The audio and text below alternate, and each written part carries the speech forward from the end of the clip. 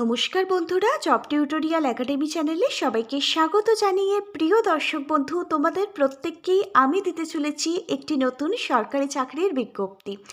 তোমরা দেখো, আজকে আমরা তোমাদের সামনে একটি গ্রেট অপরচুনিটি তুলে ধরব, আর তোমাদের এই সুযোগটা দিচ্ছে আমাদের পশ্চিমবঙ্গের রাজ্য সরকার।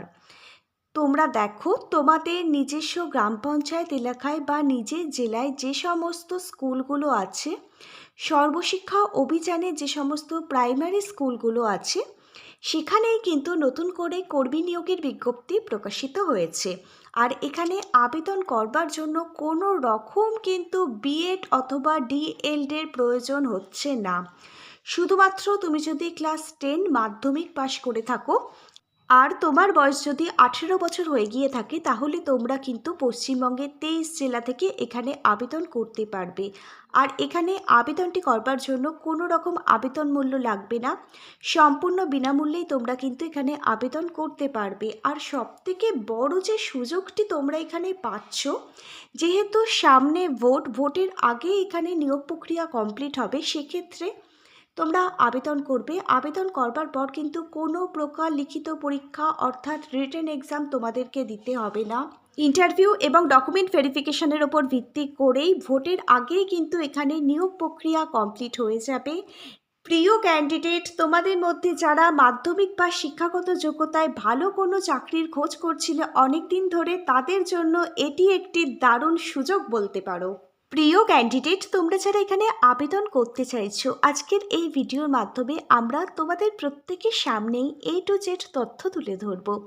এখানে কোন পোস্টের জন্য নিয়োগ করানো হচ্ছে, কোথায় এই নিয়োগটি করানো হচ্ছে, তার জন্য এলিজিবিলিটি ক্রাইটেরিয়াগুলো সহ শিক্ষাগত যোগ্যতা, বয়স সীমা, কোন পোস্টের জন্য কত টাকা বেতন থাকছে প্রত্যেক মাসে, কবে থেকে আবেদন শুরু হচ্ছে, আবেদনের লাস্ট ডেট কী রয়েছে এবং আবেদন পদ্ধতি, এই সমস্ত কিছু সম্পূর্ণ ডিটেলসে জানবার জন্য তোমরা প্রত্যেকে কিন্তু একদম স্ক্রিপ্ট না করে আজকের সম্পূর্ণ ভিডিওটাই খুব মনোযোগ সহকারে দেখো। আর তোমাদের মধ্যে যারা চ্যানেলে নতুন দর্শক বন্ধু আছো, তোমরা যদি চাও তোমাদের প্রতিটা রাজ্যের প্রতিটা জেলার সরকারি এবং বেসরকারি চাকরির জব আপডেটগুলো সম্পূর্ণটাই বিনামূল্যে প্রতিদিন নিজেদের বাড়িতে বসে পেতে, তাহলে অবশ্যই কিন্তু মনে করে তোমাদেরই একাডেমি জব টিউটোরিয়াল একাডেমিকে একটা সাবস্ক্রাইব করে রাখবে।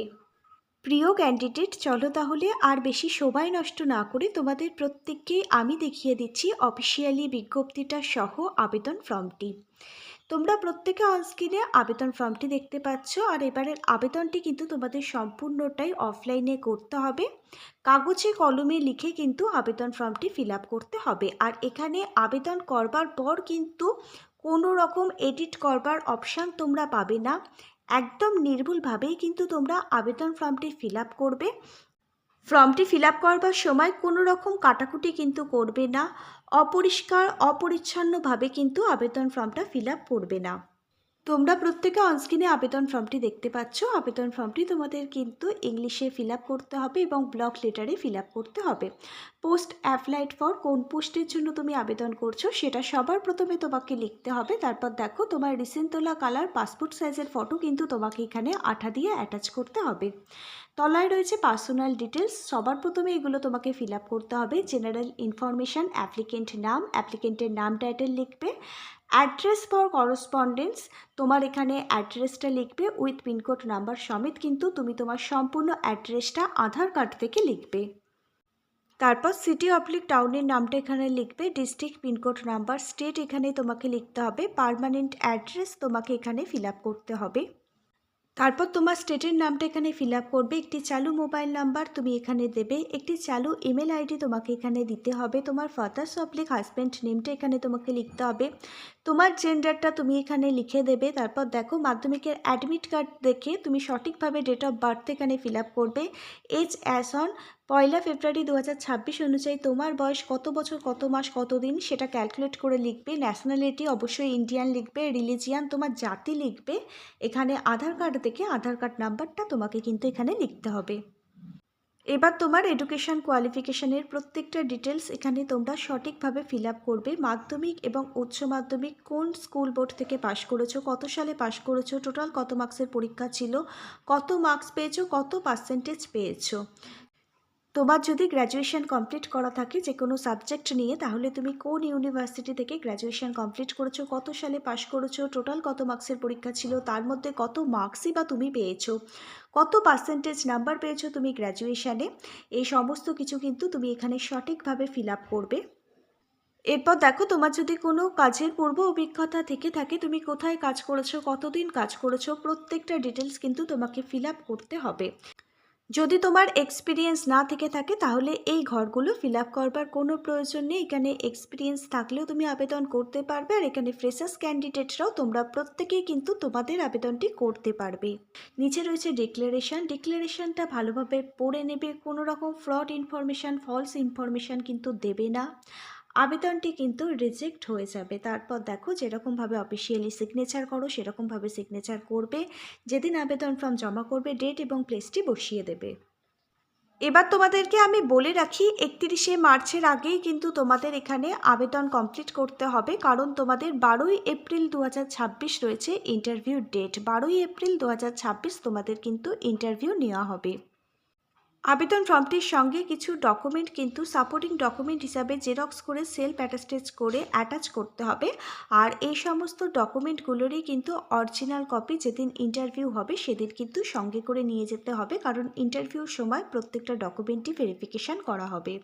এখানে কি কি ডকুমেন্ট লাগবে আমি বলে দিচ্ছি, একটু মন দিয়ে শুনে নাও। এখানে দেখো, সবার প্রথমে এজ প্রুফ হিসাবে মাধ্যমিকের অ্যাডমিট কার্ড অথবা বার্থ সার্টিফিকেট কিন্তু লাগবে। রেসিডেন্সিয়াল প্রুফ হিসাবে এখানে আধার কার্ড অথবা ভোটার কার্ডের মধ্যে যে কোনো একটি ডকুমেন্ট লাগবে, আর আধার কার্ডটা কিন্তু অবশ্যই কিন্তু তোমাকে জেরক্স করে সেলফ অ্যাটাস্টেজ করে অ্যাটাচ করতে হবে, যেহেতু আবেদনের ফর্ম ফিল আপটি করবার সময় আধার কার্ড নাম্বারটি এখানে লেগেছে, সেই কারণেই কিন্তু লাগবে। তারপর দেখো, এডুকেশান কোয়ালিফিকেশান হিসাবে তোমাকে কিন্তু মাধ্যমিকের অ্যাডমিট কার্ড থেকে শুরু করে তোমার প্রত্যেকটা এডুকেশান কোয়ালিফিকেশানের রেজাল্ট সার্টিফিকেটগুলো কিন্তু তোমাকে এখানে জেরক্স করে সেলফ অ্যাটাস্টেজ করতে হবে।